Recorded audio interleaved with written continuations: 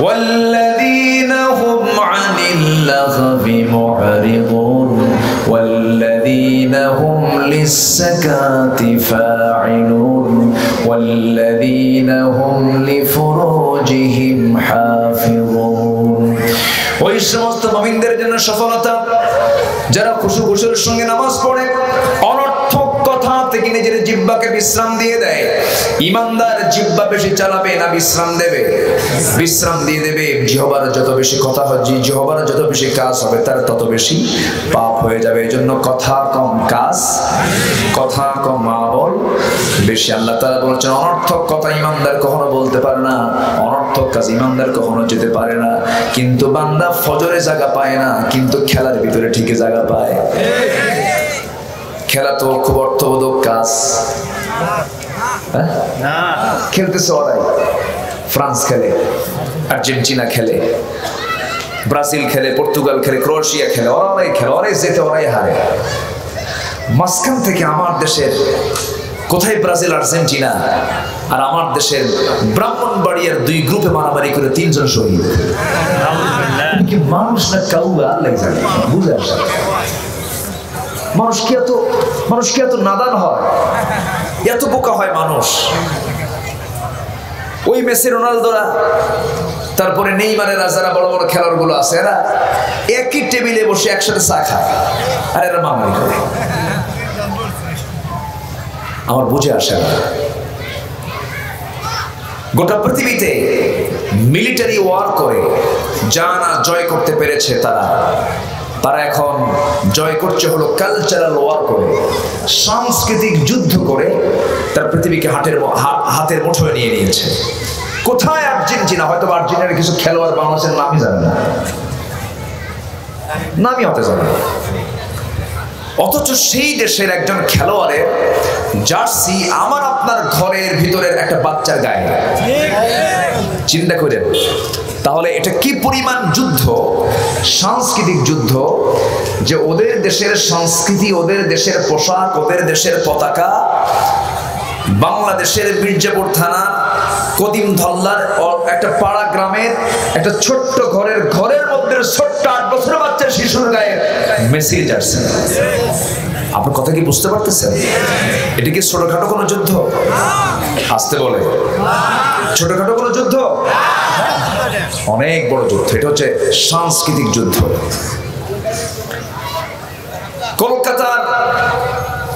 কলকাতার মিডিয়াতে নাটকের ভিতরে একটা নায়িকা, একটা অভিনেত্রী যে জামা পরে, সেই জামাই পরের বছর বাংলাদেশের সমস্ত মার্কেটিং পায়। এটাই হচ্ছে কালচারাল ওয়ার, সাংস্কৃতিক যুদ্ধ। আজকে তারা সাংস্কৃতিক যুদ্ধে তারা বিজয়ী, সব নিয়ে নিচ্ছে, মার্কেট নিচ্ছে, অর্থ নিচ্ছে, সংস্কৃতি নিচ্ছে, সব দখল করছে। আর মুসলমানের কি হলো? মুসলমানরা 3টার দিকে উঠে খেলাগুলো দেখে গোল টোল দিয়া 5টার দিকে, 5:30টার দিকে নাক ডেকে ঘুম পাবে। ইমান থাকলো না ইমান গেল? ইমান থাকলো না ইমান গেল? দিন শেষে ইমানদারের মুসলমানের আমলনামা কি ভরা না শূন্য? আমরা কি শূন্য আমল নিয়ে থাকতে চাই? শূন্য আমল নিয়ে থাকতে চাই? আমাকে প্রশ্ন করেছে কালকে না পরশুদিন এক মাহফিলে, কালকেই তো বলা হয়, গত রাত্রিতে আমার মাহফিল ছিল গাইবান্ধা, ওখানে সব গাইটাই বান্ধে রাখে, গাইবান্ধা। তো বললাম আপনাদের তো জেলার নাম কোরআনও আছে, বাকারা মানে হলো গাই, সেই নাম দিয়ে গাইবান্ধা।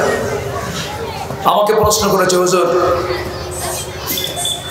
সেঞ্চুরি কইরা মাঠে সেজদা দেয়, গোল দিয়া মুসলমান হাঁটু বের করে সেজদা মারে, এটা কতটুকু জায়েজ? আমি বললাম তুমি প্রশ্ন করছো কি জায়েজ বানানোর জন্য?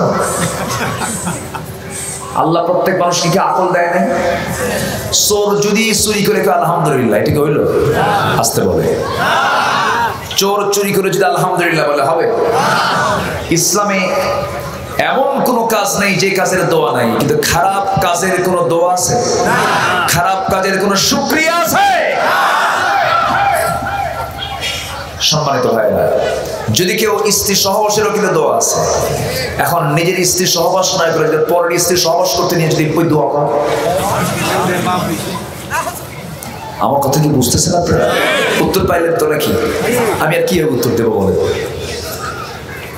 আজকে মুসলমান পাপ করে, আবার সেই পাপের শুকরিয়া স্বরূপ সিজদা দেয়। ভালো কাজের কোনো শুকরিয়া আদায় করা, খারাপ কাজের কোনো শুকরিয়া আদায় নাই। খারাপ কাজের সঙ্গে আল্লাহর কোনো সম্পর্ক নাই। তাআওয়ানু আলাল বিররি ওয়াত তাকওয়া ওয়া লা তাআওয়ানু আলাল ইসমি ওয়াল উদওয়ান। ভালো কাজে সাহায্য করো, খারাপ কাজে সাহায্য করা যাবে না। আমার ভাইয়েরা, এই একটা মাস ধরে আমার খুব আফসোস লেগেছে। কালকে মনে হয় শেষ হয়ে যাবে খেলার পর্ব।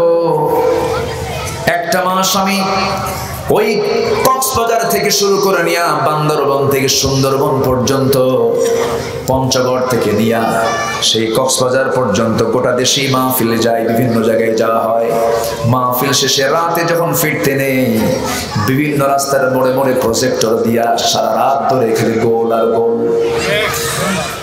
অথচ রাসূল কারীম সাল্লাল্লাহু আলাইহি ওয়াসাল্লাম বলেছেন, আল্লাহ তাআলা আরশ আজিমের সমাসীন আছেন, তবে একটা সময় তিনি ফিস সামাঈদ দুনিয়া, দুনিয়ার আকাশে তিনি চলে আসেন।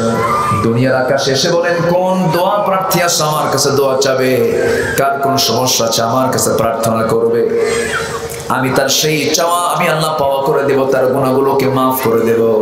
সেই সময়টা হলো তাহাজ্জুদের সময়, 12টা থেকে ফজরের আগ পর্যন্ত। আর সেই ফজর থেকে 12টা থেকে ফজরের আগ পর্যন্ত এক মাস ধরে কি চলছে বলেন? আমার বন্ধুগণ, মুসলমান বেহুদা কোনো কাজে যোগ দেবে না। মুসলমানের প্রত্যেকটা সেকেন্ডকে তারা কাজে লাগাবে, কারণ لا تزول قدم ابن آدم حتى يسأل عن 50। কোন আদম সন্তান এক কদম সামনে দিতে পারবে না যতক্ষণ না 5টা প্রশ্নের জবাব সে না দিতে পারবে। নাম্বার 1 হলো ওয়ান উমরিহি ফিমা আফনাহু, তার জীবন সম্পর্কে প্রশ্ন করা হবে, জীবনকাল সে কোথায় ব্যয় করেছে। ওয়ান শাবাবিহি ফিমা বালাহু, তার যৌবন সম্পর্কে প্রশ্ন করা হবে, যৌবনকালটা কোথায় ব্যয় করেছে। যুবকরা শুনতেছে তো নাকি? যৌবনকে নষ্ট করা যাবে না। মিন আইনা ইকতাসাবাহু, সে যা কামাই করেছে, আবার এটা কোন জায়গা থেকে কামাই করেছে এবং কোন জায়গায় ব্যয় করেছে, সেটার জবাব না দেওয়া পর্যন্ত এক কদম নড়াতে পারবে না। তাহলে 4টা চলে গেল। নাম্বার 5 হলো সে যা জেনেছে কতটুকু তা আমল করেছে। এই 5টা প্রশ্নের জবাব না দেওয়া পর্যন্ত আদম সন্তান একটা কদম ফেলতে পারবে না। কার কথা? আসতে বলবেন না, কার কথা? এই জন্য সময়ের ব্যাপারে প্রশ্ন কিয়ামতের দিন আছে না নাই? সময় নামে একটা সূরাও আছে। সময় নামে একটা সূরা আছে। সেই সূরার নাম কি বলেন? আসর। কি সুন্দর করে জবাব দিয়েছেন। এখানে তো আলিম ওলামা বসে আছেন অনেকে। দ্য টাইম, কিছুক্ষণ পর কিসের সময় হবে? এই আসর মানে শুধু কিন্তু আসরের নামাজ নয়। আল্লাহ তাআলা বলেছেন, ওয়াল আসরি ইন্নাল ইনসানা লাফি খুসরিন ইল্লাল্লাযীনা আমানু ওয়া আমিলুস সালিহাত ওয়া তাওয়াসাউ বিল হাক্কি ওয়া তাওয়াসাউ বিস সাবর। সময়ের কসম, কালের কসম। আল্লাহ তাআলা কালের কসম কেন খেয়েছেন? সময়টা খুব মূল্যবান জিনিস। এই সময়ের মধ্যেই সবকিছু ঘটে গেছে। সময় থেকে তোমরা শিক্ষা নিয়ে নাও। এই সময়ের আবর্তনে আল্লাহ তাআলা ফেরাউনকে পানিতে চুবায় মেরেছেন, ঠিক কি না? মারেন নাই? এই সময়ের আবর্তনে নমরুদকে আল্লাহ তাআলা কি মশা দিয়ে মেরেছেন? সুস্থ না অসুস্থ মশা? সুস্থ না দুর্বল? দুর্বল মশা। আল্লাহ তাআলা বিভিন্ন কিছুর উপমা দিয়ে তিনি মশার উপমা দিয়েছেন, মাকড়সার উপমা দিয়েছেন। তারা যারা আলেম ওলামা আছে, একটু তো ইলমি কথাও বলতে হয়। আমার ভিতরে আবার এই তারানের বান্দরে কলা খেয়ে সিন্দুরে এই জাতীয় কথা একটু কম। আমি চেষ্টা করি কোরআন এবং হাদিসকে সামনে রেখে কিছু কথা বলা। তো আল্লাহ তাআলা মশার দৃষ্টান্ত দিয়েছেন। মাকড়সা নামে একটা সূরা আছে, মাকড়সা আছে না? মাকড়সা সূরাতুল আনকাবুত। বাউদাতান মানে হলো মশা। তো কাফেররা কয়, মা দারাদাল্লাহু বিহাদা মাসালা, তে তোমার আল্লাহ এই মশা দিয়ে উদাহরণ দেয়, এটা আবার কেমন তোমার আল্লাহ? কিন্তু মশার যে তিনি উদাহরণ টেনেছেন এর যৌক্তিকতা আছে না নাই? আসতে বলবেন না, আছে না নাই? আছে। মশা কি আসলেই দুর্বল? যার ডেঙ্গু হয়েছে সে বুঝে। তাহলে যৌক্তিকতা আছে না নাই? এখন কি সাপের চেয়ে ভয়ঙ্কর না? ডেঙ্গু কিন্তু মারাত্মক ব্যাপার। যারা ঢাকায় থাকে তারা একটা মশার কামড়কে সাপের চেয়ে মারাত্মক ভয় করে। কে যেন কামড় মারল, সামান্য মশার কামড়ে মানুষের মৃত্যু হয় কিনা বলেন? মানুষের মৃত্যু কি হচ্ছে না? হচ্ছে। আমার ভাইয়েরা, আল্লাহ রাব্বুল আলামিন মশার দৃষ্টান্ত কেন দিয়েছেন? এখানে অবশ্যই কিছু হিকমত রয়েছে। ইন্নাল্লাহা লা ইয়াস্তাহি আন ইয়াদরিবা মাসালান মা বাউদাতান ফামা ফাওকাহা ফাআম্মাল্লাযীনা আমানু ফায়া'লামুনা আন্নাহুল হক মির রাব্বিহিম ওয়া আম্মাল্লাযীনা কাফারু ফায়াকুলুনা মাযা الله بهذا مثلا يضل به كثيرا ويهدي به كثيرا وما يضل به إلا الفاسقين জোরে বলুন আল্লাহু আকবার। সূরাতুল বাকারা 26 নম্বর আয়াত। কয় নম্বর বলেন? 26 নম্বর আয়াত। আল্লাহ তাআলা মশার উদাহরণ টেনেছেন কেন? মশার উদাহরণ টানার বহু কারণ আছে। এই দুনিয়াতে কিছু লোক আল্লাহ তাআলা তাদের দৃষ্টান্ত দিয়েছেন, যারা বেশি বেশি হারাম খাবার খেয়ে মোটা তাজা হবে, তাদের দৃষ্টান্ত হলো মশার মতো। মশা যত বেশি রক্ত খাবে তার হায়াত তত বেশি না কম? কি কথা বোঝা গেল? এটা একটা কারণ। নাম্বার 2 হলো আল্লাহ তাআলা এখানে মশার দৃষ্টান্ত দিয়েছেন। মশা কিন্তু গুরুত্বপূর্ণ বিষয়। এখানে আরেকটা দৃষ্টান্ত দিয়েছেন, এখানে স্ত্রী মশার কথা তিনি বলেছেন, পুরুষ মশার কথা বলেন নাই। বাউ বতান, বাউ বতান মুযাক্কার না মুয়ান্নাস? মুয়ান্নাস। এখানে আলেম ওলামা বসে আছেন। মুয়ান্নাস পুরুষ নয়, কিন্তু স্ত্রী মশাকে বলেছেন। এখানে অনেক জ্ঞানী মানুষ আছেন, আপনারাই বলুন মশা যে মানুষকে কামড়ায়, পুরুষ মশা কামড়ায় না মহিলা মশা কামড়ায়? স্ত্রী মশা কামড়ায়। তাহলে কামড়ায় কারা? মহিলা নাকি? কারা কামড়ায়? মহিলা। স্ত্রী মশা কামড়ায়। স্ত্রী মশা কামড়ানোর কারণে ওই মশা স্ত্রী, ওই কি বলে, স্ত্রী মশা মানুষকে কামড়ায়া সে তার মানুষের শরীর থেকে রক্তগুলো নিয়ে আসে, প্রোটিনগুলো নিয়ে আসে, বংশ বিস্তার হয়। মানুষের রক্তগুলো শোষণ করে সে প্রোটিনগুলো নিয়ে বংশ বিস্তার করতে থাকে। এখানে আল্লাহ তাআলা কত আগে কোরআন নাযিল করেছেন, ১৫০০ বছর আগে। অথচ পুরুষ মশা কামড়ায় না স্ত্রী মশা কামড়ায়, এটা কি ১৫০০ বছর আগের মানুষ জানতো নাকি? জানে হলো বর্তমান বিজ্ঞানে এসে। অথচ আল্লাহ রাব্বুল আলামিন স্ত্রী মশার কথা কত আগে জানিয়ে দিলেন। তাহলে এই যে সমস্ত দৃষ্টান্তের মধ্যে হেদায়েত আছে না নাই? আছে না নাই? মশাকে তুচ্ছ ভাবার কোনো কারণ নাই, কারণ মশার ভিতরে এমন কিছু বৈশিষ্ট্য আছে। মশা মাঝে মাঝে গান গায়। কোন সময় গান গায় বলেন? যখন মশারির মধ্যে ৮-১০টা মশা যখন ঢোকে তখন টের পাওয়া যায় এর গানটা কেমন। এই যদি একবার গান গাও শুরু করে ঘুম কি হারাম। এই যে গান গায়, বিজ্ঞান বলছে প্রতি সেকেন্ডে মশা তার 2টা পাখা নড়ায় 300 থেকে 600 বার। প্রতি সেকেন্ডে 300 থেকে 600 বার সেকেন্ডে ঘোরায়। আল্লাহু আকবার বলে। তাহলে মশা কি ছোটখাটো কোনো জিনিস? আস্তে করে ছোটখাটো? আমার ভাইয়েরা, মশা নিয়ে হাসাহাসি করারও কিছু নাই, কারণ এই মশাকে দিয়া বিদায় করেছেন কোন কাফের? কোন কাফের? নমরুদকে। আমার বন্ধুগণ, ওই নমরুদ যখন ইব্রাহিম আলাইহিস সালামকে আগুনে নিক্ষেপ করে আগুনে পুড়ে মারতে চাইলো, আল্লাহ তাআলা বললেন, নমরুদ তুই আমার খলিল ইব্রাহিমকে আগুনে পুড়ে মারবি, আমার এমন ফয়সালা হবে দেখ, যেই প্রাণীকে তোরা সবচেয়ে দুর্বল মনে করে থাপ্পড় মেরে মেরে ফেলে দেস, সেই মশার বাহিনী দিয়ে আমি তোর সমস্ত দাপটকে চূর্ণ করে দেব। সুবহানাল্লাহ। করেন নাই? করেন নাই? পাহাড়ের মুখ খুলে দেওয়া হলো, পাহাড়ের গুহা মুখ খুলে গেল, এক ঝাঁক মশা চলে এলো নমরুদের রাজপ্রাসাদে। এর মধ্যে সবচেয়ে দুর্বল, যার ঠ্যাংটা ভাঙ্গা, যার পাখাটা দুর্বল, এমন একটা মশাকে আল্লাহ তাআলা জানিয়ে দিলেন, যা ওর নাকের মধ্যে ঢুকে যা। নাক দিয়ে ঢুকে মাথার মধ্যে ভন ভন করতে লাগলো। শেষ পর্যন্ত থাপ বাড়ি খাইলো কিসে? এখনো জুতার বাড়ি খাওয়ার মতো লোক আছে না? না। জর্জ ডাবল বুশ কিসের বাড়ি খাইছিল? নমরুদ মিল আছে।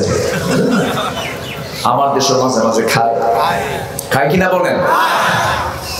মাহফিলে এসে আজেবাজে বেহুদা কথা বলে, এরকম কিছু আছে না? উল্লুক ভাল্লুক কিছু আছে না? নাই। এলেম টেলেম কিছুই নাই। এমন এলেম, আগামীকাল ঈদুল আজহার জানাজা নামাজ 9টা অনুষ্ঠিত হবে। এরকম বক্তব্য আছে না? নাই। আমার ভাইয়েরা, কথাই তো কথা বেড়ে যায়। আল্লাহ তাআলা মাকড়সার উদাহরণ দিয়েছেন। কিসের উদাহরণ? মাকড়সার উদাহরণ দিয়েছেন। মাকড়সার উদাহরণ কেন দিয়েছেন? ওই সমস্ত কাফেররা বলে এত দুর্বল একটা প্রাণীর উদাহরণ কি দেওয়ার দরকার? আল্লাহ তাআলা বলেছেন, মাসালুল লাযীনা ইত্তাখাযু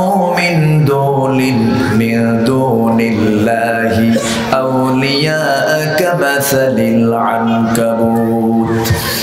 আল্লাহকে ছাড়া যারা অন্য কাউকে ধরে, তাদের দৃষ্টান্ত হলো মাকড়সার মতো। সবচেয়ে দুর্বল বাসা বানায় কে? একটু বাতাসেই কি হয়? লন্ডভন্ড হয়ে যায়। এটা একটা দৃষ্টি, আমরা জানি, কিন্তু আজকের বিজ্ঞান প্রমাণ করছে আল্লাহ তাআলা এই মাকড়সার উদাহরণটা কেন দিলেন। সবচাইতে দুর্বল সংসার হলো মাকড়সার সংসার। কেমন করে দুর্বল সংসার? একটু কান লাগাবেন, সায়েন্সের কথা একটু কান লাগিয়ে শুনবেন। দেখেন, কোরআন আল্লাহর পক্ষ থেকে নাজিল হওয়া কিতাব। দেখেন আল্লাহ তাআলা বলছেন, লাউ কানু ইয়ালামুন, এরা যদি জানতো, এরা যদি বুঝতো। আমি যে উদাহরণটা দিয়েছি কেন? কাফির যারা আল্লাহকে ছাড়া অন্য কাউকে বন্ধু বানায়, তাদের দৃষ্টান্ত হলো মাকড়সার মতো। মাকড়সার ঘর যেমন দুর্বল, মাকড়সার সংসার দুর্বল। সংসার কেমন দুর্বল? কারণ প্রত্যেকটা সৃষ্টির মধ্যে জোড়া আছে না? নাই। ওয়াখালাকনাকুম আজওয়াজা, আল্লাহ তাআলা সবকিছু জোড়ায় জোড়ায় বানিয়ে দিয়েছেন। আনকাবুতের মধ্যে পুরুষ মাকড়সা আছে, স্ত্রী মাকড়সা আছে। এখন বিজ্ঞান প্রমাণ করে দেখে, এই মাকড়সার যে সংসার জীবন আছে, স্ত্রী মশা পুরুষ মশাকে মেরে ফেলে দেয়। যে পরিবারে বউ কর্তৃক স্বামী হত্যা হয়, খুব সুখের সংসার। হ্যাঁ, আল্লাহ বলছেন, যারা আল্লাহকে ছাড়া যারা অন্য কাউকে গ্রহণ করবে, তাদের সংসারটা হলো মাকড়সার সংসারের মতো। আল্লাহু আকবার। তাহলে সায়েন্স কোরআনকে জানতে বুঝতে আরো সহজ করে দিয়েছে। আল্লাহু আকবার বলেন। আমার ভাইয়েরা, এতক্ষণের আলোচনা আমি যতটুকু সাজিয়ে নিয়ে সেই আপনাদেরকে বোঝাতে চাচ্ছি, সেটা হলো এই দুনিয়ার মূল লক্ষ্য কিন্তু আমাদের একটাই, সেটা হলো দুনিয়া না আখিরাত। দুনিয়া না আখিরাত। দুনিয়ারও দরকার আছে না? নাই। রব্বানা আতিনা ফিদ দুনিয়া হাসানা ওয়া ফিল আখিরাতি হাসানা। দুনিয়াতে সন্তান যদি মারা যায় কষ্ট হয় না? আজ থেকে কষ্ট হয় না? অভাব যদি হয় কষ্ট হয় না? এর জন্য চাইবো কার কাছে? কিন্তু দুনিয়ার কষ্ট একভাবে চলেই গেল, কিন্তু মরার পরও যদি কষ্টটা হয়ে যায়, তাহলে তো বিশাল কষ্ট হয়ে যাবে। এই জন্য মরার পরে আমরা কষ্ট চাই না সুখ চাই? কষ্ট চাই না সুখ চাই? সুখ যদি পেতে চাই, জাহান্নামীরা জাহান্নামে যাবে কেমনে? জাহান্নামীদেরকে প্রশ্ন করা হবে। আল্লাহ তাআলা জাহান্নামীদেরকে প্রশ্ন করছেন, ও জাহান্নামীরা, তোমরা আজকে জাহান্নামে কেন? জাহান্নামীরা যে কাজ করবে আমরা তা সোজা করব না উল্টা করব? উল্টা করব। জাহান্নাম থেকে বাঁচার দরকার সবার আছে না? নাই।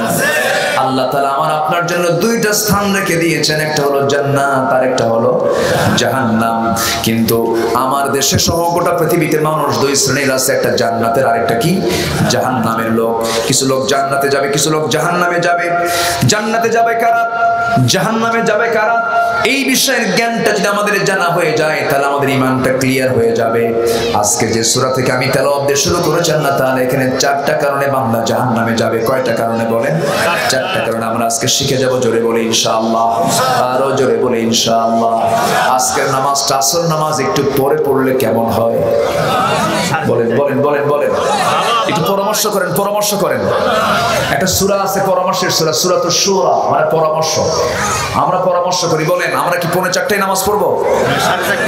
যদি নামাজের, আমার দেশে তো ওয়াজের শ্রোতা বেশি কিন্তু নামাজই কম। যদি আমি নামাজের জন্য বিরতি দিয়ে দিই এই মুসল্লি আর খুঁজে পাবো না। এই জন্য আমরা নামাজটা মাগরিবের অন্তত 50 মিনিট আগে পড়বো। আমি জানি আমি কোন সময় পড়তে হবে, তাছাড়া আবার ওযুর সময় দিতে হবে। আচ্ছা, মাগরিবের অন্তত কয় মিনিট আগে? 50 মিনিট আগে আমরা পড়বো। জোরে বলি ইনশাআল্লাহ। তাহলে এখন আসর নামাজ পড়ার জন্য আজান হলো কি হলো না, টাইম কত বাজলো কি হলো, এই চিন্তা যদি আপনার মাথায় ঘুরপাক খায় তাহলে কি ওয়াজ হবে? মনোযোগ থাকবে? তাহলে এখন ঘড়ি দেখার দায়িত্ব সবার না আমার? ঠিক আছে, আমাকে দায়িত্ব দিলেন তো? আচ্ছা, আমি এখন ঘড়ি দেখলাম, কেউ অন্যদিকে তাকাবেন না, যা হয়ে যাক হয়ে যাক। কি আমার কথা কি ক্লিয়ার?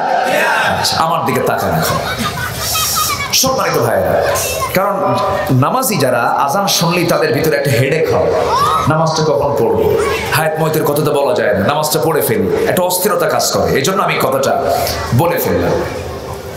সম্মানিত ভাইরা, তাহলে জাহান্নাম থেকে বাঁচার জন্য আমরা কয়টা কাজ করব? জাহান্নামে বান্দারা, কিছু লোক জাহান্নামের অধিবাসী হবে 4টা অপরাধের কারণে। সেই 4টা অপরাধ আমার জীবন থেকে মাইনাস রাখবো, তাহলে আমি জান্নাত চলে যাব। জোরে বলে সুবহানাল্লাহ। সূরার নাম হলো সূরাতুল মুদ্দাসসির। সূরাতুল মুদ্দাসসির। মুদ্দাসসির বলতে এখানে রাসূলকে বোঝানো হয়েছে। ইয়া আইয়ুহাল মুদ্দাসসির কুম ফাআনযির ওয়া রাব্বাকা ফাকাব্বির ওয়া সিয়াবাকা ফাতাহহির ওয়া রুজজা ফাহজুর। আল্লাহ তাআলা তার রাসূলকে ডাক দিয়েছেন নাম ধরে না গুণ ধরে? বলেন নাম ধরে না গুণ ধরে? নাম ধরে ডাকেন না। কোন ছাত্র যদি শিক্ষককে নাম ধরে ডাকে, এটা কি আদব হয় না বেয়াদব হয়? কোন ছাত্রকে শিক্ষকের নাম ধরে বলতে পারে? কই মাস্টার এদিকে আয়, এরকম বলতে পারে না। ওস্তাদ অথবা স্যার অথবা হুজুর অথবা জনাব এরকম করে ডাকতে হয়। কিন্তু আমার রাসূল আল্লাহ তো বান্দা, এরপরে তিনি রাসূল। আমার আল্লাহর সমকক্ষ পৃথিবীতে কেউ আছে? আমার আল্লাহ যদি আমার রাসূলকে যদি ইয়া মুহাম্মদ বলতেন, ইয়া আহমদ বলতেন, কিছু কি হতো? কিন্তু আপনি গোটা কোরআন, যে কোরআন রাসূলকে লক্ষ্য করে নাযিল হয়েছে, গোটা কোরআনের কোথাও আপনি দেখাতে পারবেন না আল্লাহ তাআলা একটা বার রাসূলকে ইয়া মুহাম্মদ বলে রেখেছেন। জোরে বলুন সুবহানাল্লাহ। যে আল্লাহ তাআলা নিজে রাসূলকে সম্মানসূচক গুণবাচক শব্দ প্রয়োগ করে ডাকবেন, আর সেই রাসূলের নাম ধরে দূরত্ব পড়েই নাই, ব্যঙ্গ করে উক্তি করেছে এই স্বাধীন বাংলাদেশের কিছু কোরআনদারেরা। সময় আসবে, সময় কথা বলে দেবে। জোরে বলি ইনশাআল্লাহ। যদি বিশেষ কোনো মন্ত্রীকে, বিশেষ কোনো ব্যক্তিকে কটূক্তি করার কারণে যদি বছরের পর বছর জেল হতে পারে, রাসূলকে নিয়ে যদি কেউ ব্যঙ্গ করে, তার বিচার সবচেয়ে নরম হওয়া উচিত ছিল না শক্ত হওয়া উচিত ছিল? কোন শক্ত বিচার কি আমরা পেয়েছি? আসতে বলবেন না পেয়েছি? রাসূলকে ভালোবাসা মানে কি? রাসূলকে ভালোবাসা মানে রাসূলের সমস্ত সুন্নাহকে ভালোবাসা, ঠিক কি না? রাসূলের জীবনের একটা ক্লেম কেউ তুলে ধরবে, রাসূল কি এমন কথা বলেছে রাসূল নাকি জিনাকার ছিলেন, এই সমস্ত কথাগুলো আমাদের কানে আসে না? শুনছেন না? এবং রাসূলের দাড়িকে বলেছে ছাগলের দাড়ি, এই সমস্ত কথাও আমাদের কানে এসেছে। কোন ব্লক থেকে কোন বদমাইশ এগুলো করেছে তার নথি রেকর্ড আছে না নাই? আছে। সময় কথা বলে দেবে। জোরে বলি ইনশাআল্লাহ, আর জোরে বলি ইনশাআল্লাহ। যে দেশের শেকড়ে ইসলাম আছে, এদেশের শেকড় থেকে ইসলামকে কেউ উৎপাদন করতে পারবে না। যারা ইসলাম নিয়ে কথা বলেছে টিকতে পারে নাই, টাকলা মুরাদ গেছে, ঠিক কি না? যায় নাই, যায় নাই। হজ নাকি মুহাম্মাদের ব্যবসা, এটাও গেছে। গেছে কিনা বলেন? গেছে। টিকবে না। সময়ের আবর্তনে সব সাফ হয়ে যাবে, সময় সব কথা বলে দেবে। নমরুদ টেকে নাই, ইতিহাস নাও, সময় থেকে শিক্ষা নাও। নমরুদ টেকে নাই, ফেরাউন টেকে নাই, হামান টেকে নাই, বর্তমান দুনিয়ার 90 ফেরাউনরাও টিকতে পারবে না ইনশাআল্লাহ। জুলুম করে শাসন টিকসই হয় না, কুফরি দিয়ে শাসন টিকসই হতে পারে, কাফেরও দেশ চালাতে পারে যদি জুলুম না করে, কিন্তু জালিম কখনো টিকতে পারবে না। কারণ মুসলিমের পক্ষে কে আছেন? মুসলিমের পক্ষে কে আছেন? আবু জেহেলরা টিকতে পারছে? রাসূলকে ঘর ছাড়া করেছে। আবু জেহেল রাসূলকে হত্যার হুলিয়া জারি করেছে। সাহাবে কেরামকে 2 টুকরা করে শহীদ করেছে। সাহাবে কেরামের বিরুদ্ধে মিথ্যা মামলা দিয়েছে, ঘর থেকে বের করে দিয়েছে, ঘর বাড়ি দখল করেছে, ব্যবসা প্রতিষ্ঠান দখল করেছে, খেজুর বাগান দখল করেছে। সে আবু জেহেলের নাম এখনো আছে, কিন্তু তার বাড়িটা হচ্ছে এখন আন্তর্জাতিক পায়খানা। ঠিক কিনা? ঠিক। ইতিহাস বলে দেবে সকল কিছু। হক কখনো দামিয়ে রাখা যায় না। হকের বিজয় দেবেন কে? আল্লাহ। আসতে বলবেন না কে? 71 থেকে আজকে 2023 সাল, এই স্বাধীনতার প্রায় 52-53 বছর হলো। গতকালকে বিজয় দিবস পালন হলো, বলি আলহামদুলিল্লাহ। ভালো। বিজয় দিয়েছেন মূলত কে? আল্লাহ দিয়েছেন। কিন্তু সকল স্বাধীনতা নিশ্চিত করার আগে প্রত্যেক নাগরিককে দিতে হবে কথা বলার স্বাধীনতা। আছে? আছে? ওমর ফারুক রাদিয়াল্লাহু তাআলা জুমার খুতবা দিচ্ছেন। সামনে এক মুসল্লি দাঁড়ায় তরবারি বের করে বলে, ওমর খুতবা বন্ধ করো। ওমর খুতবা? ওমর কি দুর্বল কোন শাসক ছিলেন? দুর্বল? পৃথিবীতে এমন কোন শাসক নেই ওমরের মতো এখনো আছে, পৃথিবী কিয়ামত পর্যন্ত আসতে পারবে না। রোম পারস্য মানে কি ইঙ্গো মার্কিন, তৎকালীন দুনিয়া পরাশক্তি ছিল রোম পারস্য। থরথরদের পানি খেত, ওমরের নাম শুনলে 7 জগ পানি খেত। সেই ওমরে ফারুক রাদিয়াল্লাহু তাআলা বাতিলের দিন আতঙ্ক ছিলেন। জুমার খুতবা দিচ্ছেন, সামনে থেকে এক মুসল্লি নাগরিক দাঁড়ায় বলে, ওমর খুতবা বন্ধ করো। কেন? তোমার জুব্বা এত লম্বা কেন? তোমার জুব্বা এত লম্বা কেন? কাপড় কই পেয়েছো? আমার অংশের যে কাপড় পেয়েছে এইটুকুন কাপড় তুমি পেলে তোমার জুব্বা এত লম্বা হতো না। তুমি তো লম্বা মানুষ, তুমি কাপড় অবশ্যই এক্সেস নিয়েছো। জবাব না দেওয়া পর্যন্ত খুতবা বন্ধ। আল্লাহু আকবার বলবেন না? এটাই হলো প্রকৃত গণতান্ত্রিক চর্চা, এটাই হলো প্রকৃত খেলাফত প্রতিষ্ঠা। আল্লাহু আকবার বলবেন। সাইয়েদনা ওমর ফারুকের মুখ থেকে মুস্কি মুস্কি হাসি বের হলো। রাগলেন না, খেপলেন না। আহা, আমার নাগরিক এত সচেতন। চুপচাপ তিনি শুনতেছেন। শুনতে শুনতে ওমর ফারুকের ছেলে আব্দুল্লাহ ইবনে ওমর সম্পাদ তার পাশে দাঁড়িয়ে গিয়ে বলছেন, ভাই, আমার বাবার হয়ে আমি এই জবাবটা দিয়ে দিতে চাই। আমার বাবা লম্বা মানুষ, দোহারা মানুষ।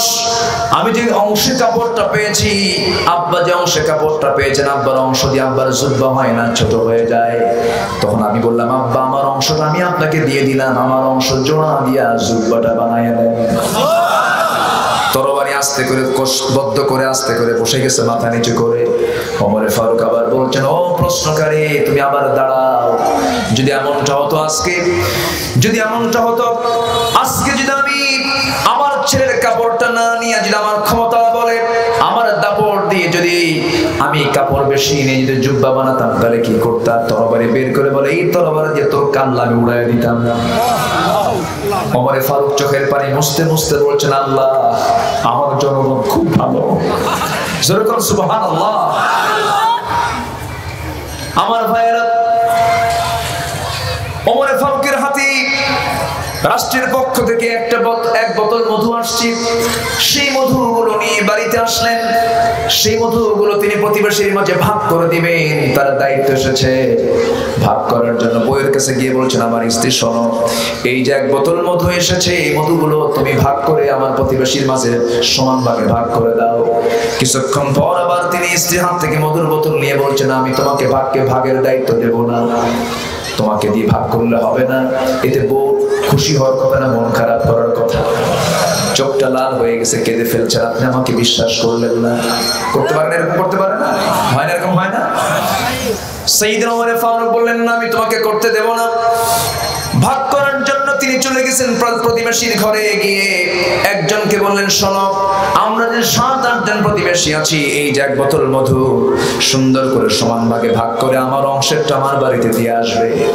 ওনার অংশেরটা যখন উনি নিয়ে নিলেন, নিয়ে সেই মধুগুলো নিয়ে বউয়ের সামনে গিয়ে মুস্কি হাসি মেরে বলছেন, আমার স্ত্রী, আমি তোমাকে দারুণ ভালোবাসি। আল্লাহর কসম করে বলে আমি তোমাকে অবিশ্বাস করি নাই, কারণ তুমি আমার সন্তানদের মা, তোমার সম্মান আছে, ইজ্জত আছে। আমি তোমাকে খাটো চোখে দেখি নাই। আমার সংসারের তুমি অর্ধেক। আমি তোমাকে সম্মান করি, আমি তোমাকে মর্যাদা দিই। কথা বলছি আমার স্ত্রী। তবে একটা কথা, আমি তোমাকে ভাগ না করে দেওয়ার দায়িত্ব এই জন্য আমি তোমাকে দেই নাই, ভাগ করার দায়িত্ব আমি এই জন্য দেই নাই, কারণ মধু হলো তরল জিনিস। যখন তুমি সমান ভাগে ভাগ করতে যাবে, সমান হলেও কিছু মধু তো তোমার হাতে লেগেই যাবে।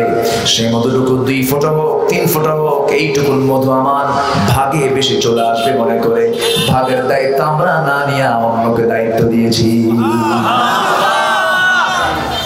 কথা কি বোঝা যায়? কথা বোঝা যায়? নিজের ছেলে, ওমর ফারুকের নিজের ছেলে, একজন রাষ্ট্রনায়ক, রাষ্ট্রের তরফ থেকে কিছু আপেল এসেছে। কি আপেল? বলেন বলেন। আপেল। এই আপেলটা সন্তান দেখা মাত্রই রাষ্ট্রের সে আপেল থেকে একটা আপেল নিয়ে মুখের মধ্যে দিয়েছে। সন্তান কোনোদিন চেনে না আপেল না, নতুন ফল তার কাছে মনে হয়েছে। একজন রাষ্ট্রনায়কের ছেলে আপেল নামক ফলটাও চিনত না, জানতো না। এই আপেলটা হাতের মধ্যে নিয়ে ছোট মানুষ মুখের মধ্যে যখন নিয়েছে, ওমর ফারুক করলেন কি, মুখের মধ্যে নখটা ঢুকাইয়া দিলেন। নখটা ঢুকাইয়া জোর করে আপেলটা বের করে বললেন, না, তোর খাওয়া যাবে না, তুই যা বাড়িতে। আপেলটা রেখে দিলেন। ছোট্ট বাচ্চা গিয়ে মার কাছে নালিশ করতেছে, মা, আমাকে আব্বা একটা আপেলও খেতে দিল না। কিছুক্ষণ পর স্ত্রী বলছেন, আমার স্বামী ছোট্ট বাচ্চা, যদিও আপেলটা ভাগ হয় নাই, কিন্তু আপনি আমাদের অংশে যে আপেলটা পাবো তার থেকে একটা আপেল কম নিলেই তো সমান হয়ে যেত। আপনি কেন ছোট্ট বাচ্চার মুখ থেকে আপেলটা টান মেরে মুখ থেকে খুলে বের করলেন? বাচ্চা তো কাঁদলে। ওমর ফারুক বলছে, আমার স্ত্রী, আমার সন্তান যে আপেলটা মুখের মধ্যে নিয়েছে, সে আপেলটাই ভাগে পাবো, তার কি গ্যারান্টি আছে নাকি? সুবহানাল্লাহ বলবেন না? কারণ হলো কি বলে, এটার কারণ হলো দুনিয়ার চিন্তা না আখিরাতের চিন্তা। রব্বানা আতিনা ফিদ দুনিয়া হাসানা ওয়া ফিল আখিরাতি হাসানা। আমার ভাইরা, আজকে যারা দেশ শাসন করবেন, আজকে যারা সমাজ চালাবেন, আজকে দুনিয়াতে যারা দেশ শাসন করছেন, সমাজ শাসন করছেন, তাদের মধ্যে ম্যাক্সিমাম চিন্তা হলো দুনিয়ার চিন্তা না আখিরাতের চিন্তা। দুনিয়ার চিন্তা শুধু পুকুর চুরি না সাগর চুরি, পুকুর চুরি না সাগর চুরি। এগুলো তো আমার কথা না, আপনার কিন্তু বলতেছেন। সবার কাছে ওপেন সিক্রেট, একটা রাস্তার কাজ বরাদ্দ হয়, ধরেন 2 কোটি টাকা, কাজ হয় কত? 60 লাখ। দেখেন, আপনারা কিন্তু জানেন 4 ভাগে 3 ভাগ নাই, মাত্র 1 ভাগ কাজ হতেছে, আর 3 ভাগ সব ফেরেশতা মালাকুল, সব ফেরেশতা জিবরাইল হয়ে বসে আছে নাকি? আমার ভাইরা, আমরা কোনোদিন সমাজটাকে সুস্থ সুন্দর করতে পারবো না যতক্ষণ আমাদের মধ্যে কাজ না থাকবে, চিন্তা না থাকবে আখিরাতের। আল্লাহ বলছেন, বান্দা জাহান্নামে যাবে 4টা কারণে। আমরা শিখে নেই, মনোযোগ দিয়ে আমরা শোনার চেষ্টা করছি। কষ্ট হচ্ছে না তো আপনাদের? আল্লাহ তাআলা বলছেন, আনিল মুজরিমিনা মা সালাকাকুম ফি সাকার ক্বালু লাম নাকু মিনাল মুসাল্লিন ওয়া লাম নাকু নুতঈমুল মিসকিন ওয়া কুন্না নাখুদু মা'আল খাইদিন ওয়া কুন্না নুকাযযিবু বিয়াউমিদ্দিন জোরে বলুন আল্লাহু আকবার। সূরার নাম কি বলেন? ভুলে গেছেন? সূরার নাম মুদ্দাসসির। বলেন মুদ্দাসসির, বলেন মুদ্দাসসির, সূরাতুল মুদ্দাসসির। বস্ত্র আচ্ছাদিত ব্যক্তি, রাসূলকে এটা গুণবাচক নাম দিয়ে আল্লাহ তাআলা রাসূলকে ডাক দিয়েছেন। এটা রাসূলের একটা নাম। আলহামদুলিল্লাহ বলেন। আমি কি দোয়া করে দেব? ওই যে দুই একজন যে ওঠে, হ্যাঁ, কোনো সমস্যা অসুবিধা? বসে, একটু মেহেরবানি করে বসে। এখানে আজকে জামাত হবে, কি বলেন? এখানে জামাত হবে না? কিবলা কোন দিকে যাবে? আমার দিকে। আচ্ছা, শুধু সামনে ইমাম চলে যাবে, এখানে নামাজ হবে। যারা ওযু নাই ওযু বানায় নেবে, ঠিক আছে না? কারো কোনো চিন্তা আছে নাকি? বলি আলহামদুলিল্লাহ। আচ্ছা, সূরাতুল মুদ্দাসসির, রাসূলকে আল্লাহ তাআলা ডাকতেছেন, হে বস্ত্র আচ্ছাদনকারী, আচ্ছাদিত ব্যক্তি। আল্লাহ তাআলা তার রাসূলকে কখনো মুহাম্মদ বলে ডাকলেন না, আহমদ বলে ডাকলেন না। যেখানে তার নাম নিয়েছেন, সুন্দর করে তার গুণবাচক নাম প্রয়োগ করেছেন, মুহাম্মাদুর রাসূলুল্লাহ ওয়াল্লাযীনা মাআহু আশিদ্দাউ আলাল কুফফারি রুহামাউ বাইনাহুম। আরেক জায়গায় বলছেন, ওয়ামা মুহাম্মাদুন ইল্লা রাসূল ক্বাদ খালাত মিন ক্বাবলিহির রাসূল। আমার ভাইরা, এরকম করে আল্লাহ তাআলা কোথাও তার নামটা যখন নিয়েছেন, তার গুণবাচক সিফাতটা প্রয়োগ করে নিয়েছেন। এক জায়গায় ডাক দিচ্ছেন, ইয়া আইয়ুহার রাসূল বাল্লিগ মা উনজিলা ইলাইক, ইয়া আইয়ুহান নাবিয়্যু জাহিদিল কুফফার ওয়াল মুনাফিকিন, ইয়া আইয়ুহান নাবিয়্যু ইন্না আরসালনাকা শাহিদা ওয়া মুবাশশিরান ওয়া নাযীরা। জোরে বলুন আল্লাহু আকবার। আল্লাহ তাআলা তার রাসূলকে কখনো সম্বোধন সূচক নেদা শব্দ দিয়ে, হরফে নেদা দিয়ে কখনো ডাকেন নাই। কেন ডাকেন নাই? তার শান, মান, মর্যাদা বিশ্ববাসীর সামনে উচ্চকিত করেছেন। কিন্তু আদমকে কিন্তু ঠিকই ডেকেছেন, ইয়া আদম উসকুন আনতা ওয়া যাওজুকাল জান্নাহ, ইয়া ইব্রাহিম وما تلك بيمينك يا موسى يا زكريا يا يحيى خذ الكتاب بقوة। সব নবীকে আল্লাহ তাআলা নাম ধরে ডেকেছেন, কিন্তু রাসূলকে নাম ধরে ডাকেন নাই। সেই মহামানব, বিশ্বের সেরা মানুষকে যারা বাজে কথা বলবে, বাজে কটূক্তি উক্তি করবে, একজন উম্মতে মুহাম্মাদি তার এক সেকেন্ড কি বসে থাকতে পারে? বসে থাকতে পারে না। আজকে যদি একজন নাস্তিকের চূড়ান্ত শাস্তি যদি নিশ্চিত করা হতো, কোন নাস্তিকের বাচ্চার মুখ থেকে রাসূলকে নিয়ে একটা কথা বের হতো না। কিন্তু আজ বড় আফসোসের বিষয়, সব বিচার হয় ৭১ থেকে নিয়ে ২০২৩ সাল পর্যন্ত যত মামলা হয়েছে, বিগত ১২-১৪ বছরে তার চাইতে মামলা কম হয়েছে না বেশি হয়েছে? শেষ পর্যন্ত প্রধান বিচারপতি মামলা খায়া পাগল হয়ে দেশ ছাড়ছে, ঠিক না? উনিও আসামি, ঠিক আছে না? তাহলে এই আমলে এই ১২-১৩ বছরে একজন প্রধান বিচারপতিও মামলা খায়া দেশ ছাড়ছে। আমার কথা কি বুঝতেছেন আপনারা? আচ্ছা, তাহলে এত মামলা হলো, অথচ নবীর বিরুদ্ধে কটূক্তি করা হলো, এর কোনো মামলা হয়েছে? এর কোনো বিচার হয়েছে? তাহলে বুঝে নেন, তাহলে আমরা রাসূলের প্রতি কি প্রেম, কি মহব্বত, কি ভালোবাসা আমরা উপহার দিতে পেরেছি। তাহলে এই ভালোবাসা দিয়ে জান্নাত পাওয়া সম্ভব? আস্তে জান্নাত পাওয়া সম্ভব? সম্ভব। সেই সূরাতুল মুদ্দাসসির আল্লাহ তাআলা জাহান্নামীরা জাহান্নামে কেন যাবে সেই ব্যাপারটা ক্লিয়ার করেছেন। যখন জাহান্নামীদেরকে বলা হবে, মা সালাকাকুম ফি সাকার, ও জাহান্নামীরা আজকে তোমরা, আনিল মুজরিমিন, পাপীদেরকে বলা হবে, তোমরা আজকে জাহান্নামে কেন? সাকার নামক দোজখে কেন? জাহান্নাম মোট কয়টা বলেন? ৭টা জাহান্নাম। কয়টা জাহান্নাম বলেন? ৭টা। এর মধ্যে সাকার নামে একটা দোজখ আছে, এরপরে হাবিয়া নামে একটা দোজখ আছে, জাহান্নাম একটা আছে, লাযা একটা আছে, হুতমা একটা আছে। সাকার নামক একটা দোজখ। মা সালাকাকুম ফি সাকার, তোমরা সাকার নামক দোজখে কেন?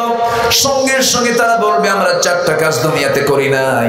ক্বালু লাম নাকু মিনাল মুসাল্লিন, আমরা দুনিয়াতে আযান শুনেছি, কানে এসে বেজেছে আযান, হাইয়া আলাস সালাহ হাইয়া আলাল ফালাহ, কিন্তু আযান শুনেও ঘুম থেকে উঠে নামাজে যাই নাই। এই জন্য আজকে আমরা কোথায়? দোজখে। তাহলে সাকার নামক দোজখ থেকে বাঁচার জন্য কয় ওয়াক্ত নামাজ পড়া দরকার? আসতে বলবেন না, কয় ওয়াক্ত? আল্লাহ কি বান্দার কাছ থেকে সপ্তাহে একদিন নামাজ চান নাকি? ঈদের দিন চান নাকি? রমজান মাস চান নাকি?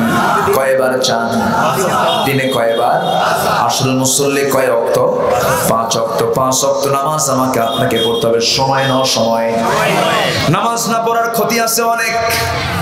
নামাজ না পড়লে বান্দার কি ক্ষতি হয়? নাম্বার 1 হলো কাজী কোনো বরকত পাবেন না। কোটি কোটি টাকার মালিক হবেন, কিন্তু বাড়িতে গিয়ে দেখবেন বউটা আরেকদিকে লাইন মারতেছে, মেয়েটা আরেকদিকে ফাসুল ফুসুল মারে, ছেলেটা গাঁজা খাইয়া ভাকা শীত হয়ে পড়ে থাকে। শান্তি পাবেন না। টাকার মালিক কিন্তু মানের শান্তি থাকবে না। নাম্বার 2 হলো চেহারার সৌন্দর্য নষ্ট হয়ে যাবে। দেখবেন মেয়েরা কোন কসমেটিক্সের দোকানে গেলে আগে ফেস ওয়াশ, আগে কি? আগে ফেস ওয়াশ। স্বামীকে বলবে স্বামী আমার চেহারা নষ্ট হয়ে যাচ্ছে, ফেস ওয়াশটা নিয়ে আসো। ফেস ওয়াশের জন্য আগে অর্ডার দিয়ে দেয়। আল্লাহ বলছেন বান্দারে, ও আমার বান্দিরা, তোমরা যদি 5 ওয়াক্ত নামাজে সুন্দর করে যদি ওযু বানাও, আমি আল্লাহ এক্সট্রা চেহারার সৌন্দর্য আমি তোমার চেহারার মধ্যে দিয়ে দেব। 5 ওয়াক্ত নামাজ হলো বান্দার জীবনের শ্রেষ্ঠ ফেস ওয়াশ। মুখে পানি মারলে পরে মুখের ত্বকগুলো সুন্দর থেকে যায়। ওযু বানালে পরে বান্দার অনেক কল্যাণ হয়। বান্দার অ্যালার্জি, ডাস্ট অ্যালার্জি, এরপরে বিভিন্ন কোল্ড অ্যালার্জি সহ যত অ্যালার্জি আছে সমস্ত অ্যালার্জি থেকে বাঁচার জন্য ওযু হচ্ছে সবচেয়ে বেস্ট একটা মাধ্যম। সুবহানাল্লাহ। ওযু করা কি মাধ্যম? ওযু করা সুন্নাত না ফরজ? নামাজের সুন্নাত আপনি আদায় করবেন, ফজরের সুন্নাত পড়বেন, তাহাজ্জুদের নফল পড়বেন, কিন্তু ওযু করা কি? ওযু করা কি? মাঝখানে হাত ধোয়া কি ছিল? হাত ধোয়া ওই যে মাঝখানে যে করোনা গেল তখন হাত ধোয়া কি ছিল? ফরজ। ফরজ ছিল না? হ্যাঁ, আবশ্যক ছিল। আবশ্যক মানে কি? ফরজ। এই দেশের আইনে লেখা ছিল 29 সেকেন্ড হাত ধোয়া। কয় সেকেন্ড? 30 সেকেন্ড না, 29 সেকেন্ড। 100% মাস্ক ইউজ করুন। মাস্ক লাগাতে হবে, হাত ধুইতে হবে। আল্লাহ তাআলা তো জানেন যে কিয়ামত পর্যন্ত কত ভাইরাস আসবে। আগে ওযু দিয়ে দিছি, যা ভালো করে ওযু কর। সুবহানাল্লাহ। যারা ওযুর যারা ব্যক্তি, ওযুওয়ালা রোগী, ওযুওয়ালা কি করোনা রোগী বেশি ছিল? আমার ভাইয়ের ওযুওয়ালারা রোগী হবে কেমনে? কারণ ওযুর মধ্য দিয়ে সে পরিচ্ছন্ন হয়ে যাচ্ছে, 5টা ওয়াক্তে এসে ওযু বানাচ্ছে। আমার ভাইয়েরা, এই জন্য চেহারার সৌন্দর্য যদি কেউ বাড়াতে চায় সেজন্য ওযু করে নামাজটা পড়ে। নামাজ না পড়লে 5টা ক্ষতি। কাজে বরকত থাকবে না, চেহারার সৌন্দর্য থাকবে না। নাম্বার 3, দোয়া কবুল হবে না। দোয়া কবুল হবে না। আপনি নামাজ না পড়ে এসে হুজুরের কাছে বলছেন হুজুর কিবলা একটু দোয়া করেন, কাম হবে? কাম হবে? কাম হবে না। নাম্বার 4 হলো মানুষের হৃদয়ে তার ভালোবাসা থাকবে না। নাম্বার 5 হলো নেককারদের দোয়া থেকে বঞ্চিত হয়ে যাবে। বেনামাজি লোকদের জন্য কোন নেককার লোক দোয়া করতে পারে না, তার প্রতি তার দয়া হবে না, মায়া হবে না। কারণ যে ব্যক্তি আল্লাহর হক নষ্ট করতে পারে সে বান্দার হকও নষ্ট করতে পারে। এই জন্য 5 ওয়াক্ত নামাজকে সবাই পড়তে রাজি আছেন নাকি? আর চরিত্র আনবো আমরা মাছির মতো নয়, মৌমাছির মতো। কিসের মতো? মৌমাছি। মাছি বসে সব জায়গায়, এই জন্য ভাইরাস আছে না নাই? আর মাছি বসে কয় জায়গায়? মৌমাছি বসে এক জায়গায়, আর মাছি বসে হলো সব জায়গায়। মৌমাছি জায়গা মতো বসে, জায়গায় কখনো বসে না, ফলে ফলে জায়গায় বসে মধুগুলো আহরণ করে নিয়ে আসে। এই জন্য আল্লাহ তাআলা বলছেন বান্দারে মুনাফিক হয়ে না। মুনাফিকের চরিত্র যাদের মধ্যে আছে সেই চরিত্র নিয়ে আসো না। মাছি হলো সব জায়গায় বসা একটা প্রাণী, আর মৌমাছি হলো এক জায়গায় বসা একটা প্রাণী। এই জন্য মৌমাছি যা দেয় তা আমার জন্য ঔষধ। জোরে বলেন সুবহানাল্লাহ। আর মুনাফিক যা দেবে তা আমার জন্য কি? আমার জন্য রোগ, আমার জন্য অসুখ। এই জন্য মুনাফিকদের সংস্পর্শ রাখা যাবে না। মাছির চরিত্র না এনে মৌমাছির চরিত্র আমরা আনবো, কারণ মৌমাছি ফুলে ফুলে পড়ে মধুগুলো সংগ্রহ করে ফিহি শিফাউল লিন্নাস, তার মধ্যে আল্লাহ তাআলা সমস্ত রোগের ঔষধ দিয়ে দিয়েছেন। আমার ভাইয়েরা, আমার বন্ধুগণ, তাহলে এক নাম্বার কারণ আমরা জানলাম জাহান্নামে যাওয়ার এক নাম্বার কারণ হলো কি না পড়া, কি না পড়া, সালাত আদায় না করা, নামাজ না পড়া। এক নাম্বার কাজ আমরা করব, জীবনে এক ওয়াক্ত নামাজ ছেড়ে দেব না। জোরে বলি ইনশাআল্লাহ। মসজিদের মিনার থেকে যখন ঘোষণা আসে আসসালাতু খায়রুম মিনান নাওম, কতটা মিথ্যা না সত্য? আসতে বলে শুধু সত্য না মহাসত্য? দেখেন মহাসত্য কেমন করে আমি আপনাকে জানায় দিচ্ছি। আসসালাতু খায়রুম মিনান নাওম, ঘুম থেকে নামাজ উত্তম। এটা কি সব ওয়াক্তে বলে নাকি? কোন ওয়াক্তে বলে? ফজরের সময় বলে। কেন ঘুম থেকে সালাত উত্তম কেন? ভারতের একজন বড় ডাক্তার দেবী শেঠির নাম শুনছেন কিনা জানি না। ডাক্তার দেবী শেঠি যারা চিকিৎসা নিয়ে যারা একটু নড়াচড়া করেন, বাপ মা নিয়ে একটু ভারতের দিকে যান, বিভিন্ন চিকিৎসার দিকে যান। ডাক্তার দেবী শেঠি একজন বড় ডাক্তার। গোটা দুনিয়ার সমস্ত ধর্মের লোকেরা তার চিকিৎসা সেবা নেয়। ইহুদি আসে, খ্রিস্টান আসে, মুসলমান আসে, বৌদ্ধ আসে, সব ধরনের লোকগুলো তার কাছে আসে। সারা দুনিয়ার সমস্ত ধর্মের মানুষের চিকিৎসার জরিপ করে তিনি বলেছেন, তিনি তার স্ট্যাটাসে বলেছেন, আমি জীবনে বহু রোগী দেখেছি, আমি ব্রেন এবং হার্টটাকে দুইটাকে দেখি, আমি নিজের চোখে দেখেছি। সবচেয়ে পৃথিবীতে ওই সমস্ত লোকের মাথার ব্রেন এবং হার্টটা ফ্রেশ থাকে বুড়া বয়সেও, যারা মুসলমান 5 ওয়াক্ত নামাজ আদায় করে। কথা বোঝা গেল? যখন কোনো মানুষ নামাজের জন্য ওযু বানায় সিজদায় যখন চলে যায়, রুকুতে যখন চলে যায়, রুকুতে যাওয়ার সঙ্গে সঙ্গে তার হার্ট খেলতে থাকে, রক্ত পাম্প করতে থাকে। যখন বান্দা সিজদায় চলে যায়, সবচেয়ে বেশি সূক্ষ্ম নার্ভ আল্লাহ তাআলা মাথায় রেখে দিয়েছেন। বহু পেঁচানো নার্ভ আছে। এই পেঁচানো নার্ভের ভিতরে রক্ত সঞ্চালন করতে যদি কোনো বাধা প্রাপ্ত থাকে, কোথাও আটকে গেছে, বান্দা যখন সিজদায় পড়ে, যখন ফজরের 2 রাকাত নামাজে যখন 4টা সিজদা যখন ডাবল দিয়ে দেয়, লম্বা সময় সুবহান রাব্বিয়াল আলা, সুবহান রাব্বিয়াল আলা, আপনি যত বেশি পড়বেন তত সওয়াব কম না বেশি? এতে রোগ সেরে যাবে। যত লম্বা সময় দিবেন তত রোগ কমে যাবে। বান্দা যখন সিজদায় পড়ে, যখন এই তাসবিহটা পড়তে থাকে, এই জিকিরটা করতে থাকে, সঙ্গে সঙ্গে তার মাথার ভিতরে সমস্ত নিষ্ক্রিয় নার্ভগুলো সক্রিয় হয়ে যায়, যে বিনা চিকিৎসায় নামাজে ঠিক হয়ে যায়। আসসালাতু খায়রুম মিনান নাওম, ঘুম থেকে নামাজ উত্তম। কথাটা ব্যাঠিক না সঠিক? কইছে একজন হিন্দু মানুষ, ডাক্তার দেবী শেঠি। আমার ভাইয়েরা, বান্দা যখন ঘুম থেকে উঠে নামাজে যাবে, ওই সময় তো ঘুমের সময় নয়, ওই সময় ঘুমানো মানে হলো বরকত থেকে বঞ্চিত হওয়া। রাসূল বলেছেন, বুরিকা লি উম্মতি ফি বুকুরিহা, আমার উম্মতের সবচেয়ে বরকতময় সময় হলো সকালবেলা। যে লোকটা তার দিনটাই শুরু করে ঘুম দিয়া, তার কোনো বরকত থাকবে না। আপনি ঘুমান, ঘুমানোর জন্য রাত আছে না নাই? সকালটা ঘুমানো জায়েজ? সকালে ঘুমানো ঠিক নয়, উচিত নয়। মাজুর হলে ভিন্ন কথা, অসুস্থ হলে ভিন্ন কথা, কোনো কারণ থাকলে ভিন্ন কথা। কিন্তু কোনো মানুষ, গ্রামের মানুষগুলো সকালে ঘুমায় নাকি? এই জন্য শহরের মানুষের চাইতে গ্রামের মানুষ অসুস্থ বেশি না সুস্থ বেশি? সুস্থ বেশি। ফজর নামাজ উঠবে, ফজর নামাজটা আমরা পড়বো, আমরা সুস্থ থাকবো। যদি বলি ইনশাআল্লাহ। নামাজ পড়বো কয় ওয়াক্ত? আসতে বলবেন না, কয় ওয়াক্ত? 5 ওয়াক্ত নামাজ। আমার ভাইয়েরা, ফজরের সময় যখন কোনো বান্দা ঘুম থেকে উঠে যখন মসজিদের দিকে রওনা দিয়ে দেয়, 24 ঘন্টার মধ্যে কোন সময়ের বাতাসটা সবচেয়ে সুন্দর? ওই ফজরের সময়, যে সময় বের হতে হয়, ওই সময় শিশিরটা চোখের সঙ্গে লাগবে, চোখের জ্যোতি ভালো থাকবে, চোখ নষ্ট হবে না।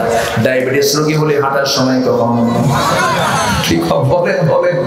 তাহলে বান্দার যে আল্লাহ তাআলা যে বান্দার জন্য হুকুমগুলো করেছেন, বান্দার অকল্যাণ না কল্যাণ, এটা হচ্ছে দুনিয়ার কল্যাণ। রব্বানা আতিনা ফিদ দুনিয়া হাসানা। আর আখিরাতের কল্যাণ হলো আল্লাহ তাআলা বান্দাকে জাহান্নাম থেকে বাঁচায় নামাজের জন্য জান্নাত দিয়ে দিবে।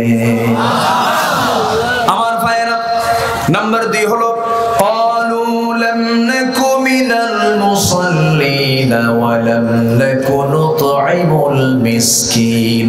নাম্বার 2 হলো ওই সমস্ত বান্দাগুলো জাহান্নামের ভিতরে সাকার নামক দোজখের ভিতরে তারা বলবে আমরা দুনিয়ার জিন্দেগিতে মিসকিনদেরকে খাবার দেই নাই, বান্দার টাকা মেরে খেয়েছি, গরিবের টাকা মেরে খাইছি, বিজিএফ কার্ড মারছি, বয়স্ক ভাতা মারছি। আছে না? টাঙ্গাইলে নাই তো এই আছে। বিধবা ভাতা মারছে, আছে না নাই?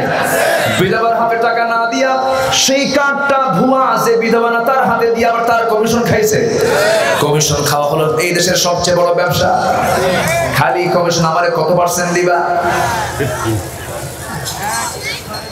এদেশের স্বাধীনতার স্থপতি বঙ্গবন্ধু শেখ মুজিবুর রহমান দেশের জন্য কাজ করেছেন, ভালো কাজ করেছেন।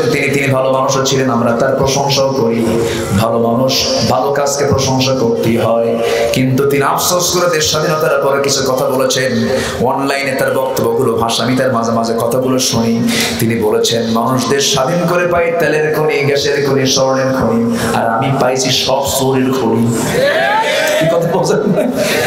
উনি ভালো মানুষ ছিলেন তো, উনি বোঝেন তো যে কথাগুলো, ওনার রাগটা কোথায়।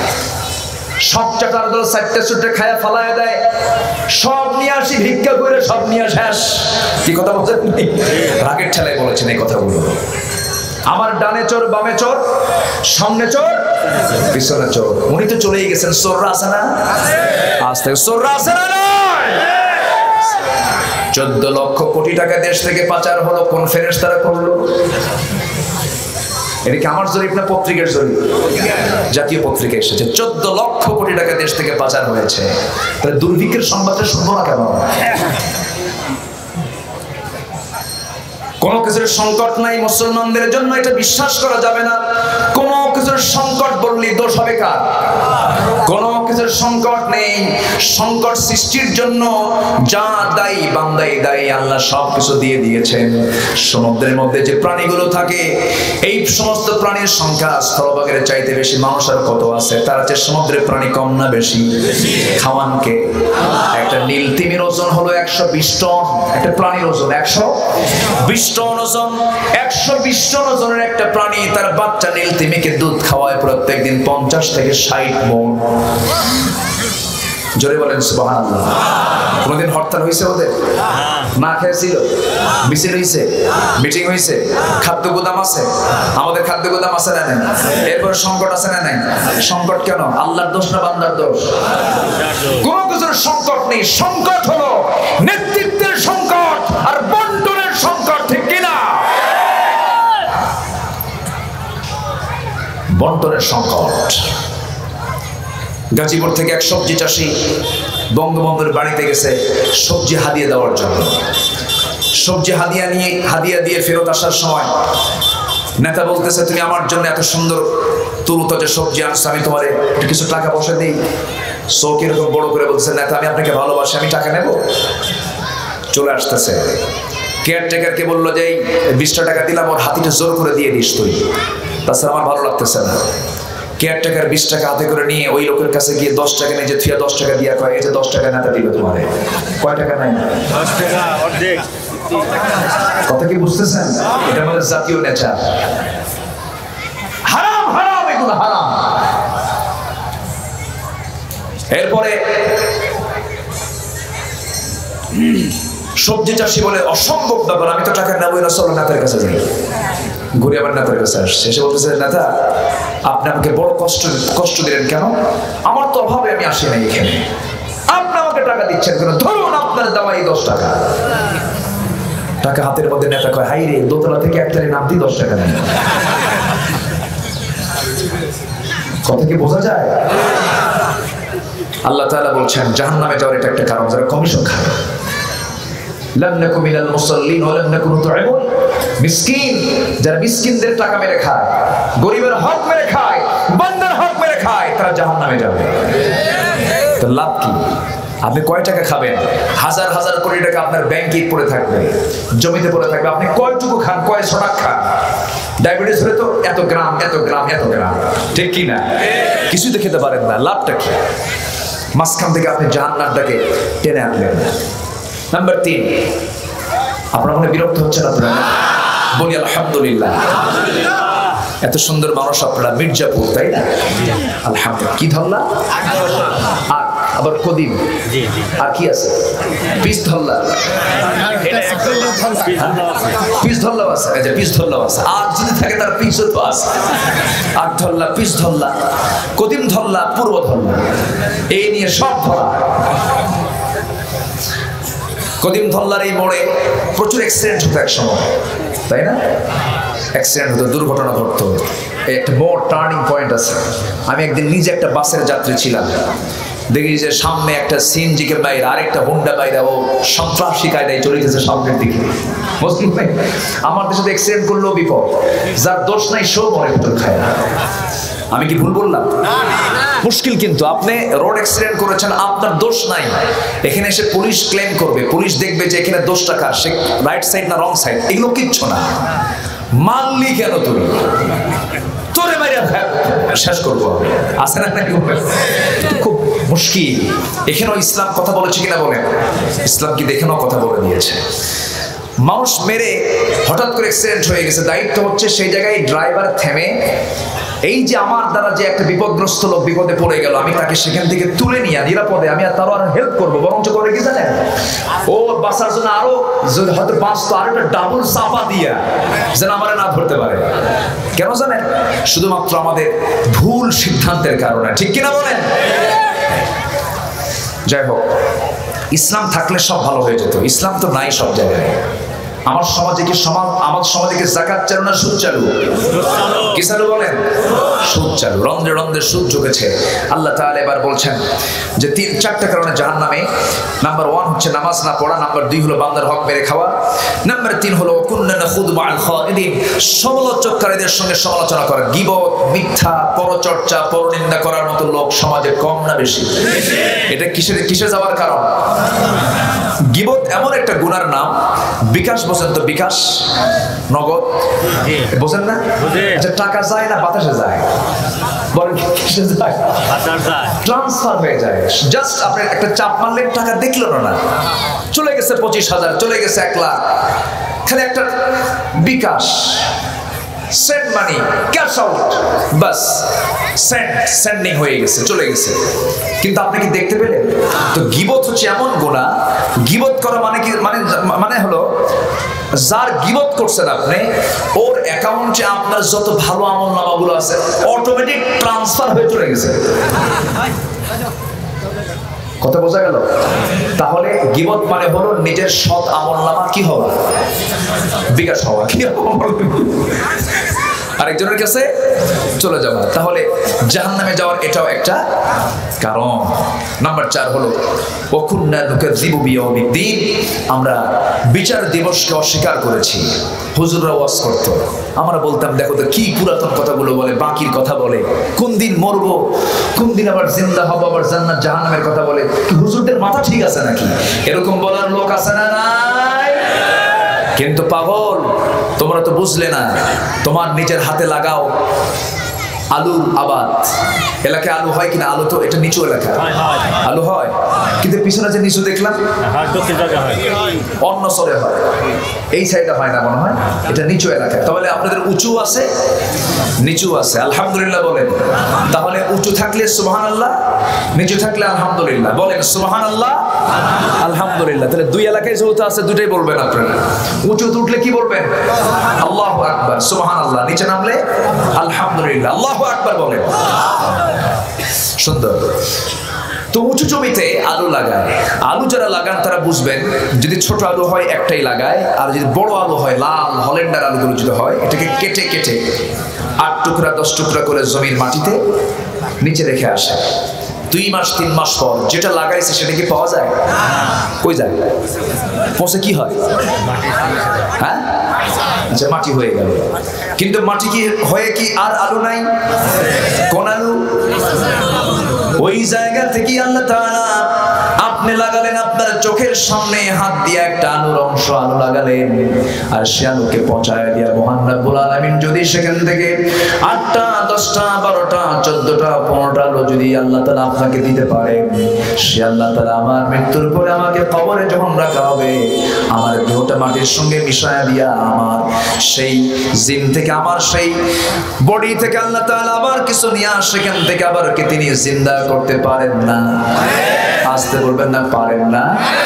আল্লাহ তাআলা বলছেন মিনহা খালাকনাকুম ওয়া ফিহা নুঈদুকুম ওয়া মিনহা নুখরিজুকুম তারাতান উখরা ওয়া কুনতুম আমওয়াতান ফাআহইয়াকুম সুম্মা ইউমীতুকুম সুম্মা ইউহয়ীকুম সুম্মা ইলাইহি তুরজাউন। আমি তোমাকে জিন্দা করব, আমি তোমাকে আমার সামনে হাজির করে বিচার করব। মৃত্যু দিবেন কে? আবার জিন্দা করবেন কে? এই জন্য এই 4টা বিষয়ে যারা বিশ্বাস রাখবে না তাদের জন্য জাহান্নাম। আর এই 4টা বিষয়ের প্রতি যাদের বিশ্বাস থাকবে, নামাজ যারা পড়বে, বান্দার হক যারা নষ্ট করবে না, এবং গীবত শিকায়াত সমালোচনার ঊর্ধ্বে যারা থাকবে, এবং বিচার দিবসকে যারা বিশ্বাস করবে, এই সমস্ত বান্দার জন্য আল্লাহ তাআলা 8টা জান্নাত খুলে দিবেন। জোরে কোন সুবহানাল্লাহ। 5 ওয়াক্ত নামাজ আমরা আজকে থেকে কারা কারা ছাড়বো না, একটু হাত তুলে দেখান তো দেখি। জোরে বলি ইয়া আল্লাহ, আর জোরে বলি ইয়া আল্লাহ। আমাদেরকে 5 ওয়াক্ত সালাত আদায় করার তৌফিক তুমি আল্লাহ দিয়ে দাও। জোরে বলি আমিন, আরো জোরে আমিন। আজকের মাহফিলে যুবকরা বেশি, তাই না? যুবকদের উপস্থিতি কিন্তু আজকের মাহফিলে বেশি। যুবকদেরকে আমি একটু বলবো, 2টা কাজ, 2টা গোপন কাজ তোমরা করবা না। আমাদের একটা নৈতিক দায়িত্ব বলা দরকার। 2টা গোপন কাজ তোমরা করবা না। নাম্বার 1 হলো কোন নেশার ভিতরে যাবা না, কোন নেশায় পা দিবা না। নেশার পা দেওয়া মানে সে কি হয়ে যাওয়া, সব শেষ। একটা জাতিকে ধ্বংস করার জন্য কিচ্ছু দরকার নাই, শুধু যুবকদের হাতে কি দেওয়া দরকার? নেশা দেওয়া দরকার। সেই নেশা কি আজকে কঠিন না সহজ? সহজ হয়ে গেছে। মাদক নেশা, এটা যেন তোমার জীবন শেষ না হয়। 2টা হলো গোপন পাপ তুমি করবে না। গোপন পাপ, গোপন পাপ করার জন্য এখন সমস্ত মাধ্যম কঠিন না সহজ? বলেন সব কঠিন না সহজ? শরীরটাকে নষ্ট করা যাবে না, শরীর তোমার নষ্ট হয়ে যাবে, তোমার যৌবন পড়ে যাবে, তুমি তোমার স্ত্রীর হক আদায় করতে পারবে না, তোমার পরিবারের হক আদায় করতে পারবে না, তোমার শরীরে নতুন নতুন রোগ এসে দানা বাঁধবে, তোমার জন্য পর্নোগ্রাফি ডাকবে, কিন্তু পর্নের দিকে তুমি চোখ রাখবে না, কারণ এই চোখের সামনে যে ফ্রন্টাল সেল, সামনের যে ফ্রন্টাল সেলগুলো আছে, সম্মুখ সেলগুলো আছে, তুমি পর্নোগ্রাফি দেখতে গেলে ফ্রন্টাল সেলগুলো সব কোষগুলো মরে একদম কাঠ হয়ে যাবে, তুমি তোমার যৌবন নষ্ট করে ফেলবে, তুমি শেষ হয়ে যাবে। এই সমস্ত বিষয়ের দিকে অবশ্যই যুবক তোমার খেয়াল রাখতে হবে, তোমার সর্বক্ষণ মাথায় রাখতে হবে যে আমাকে হতে হবে খালিদ বিন ওয়ালিদের মতো যুবক, জাফর বিন আবু তালিবের মতো যুবক, এবং ওই যুবককে আল্লাহ তাআলা আরশের ছায়ার নিচে স্থান দিবেন।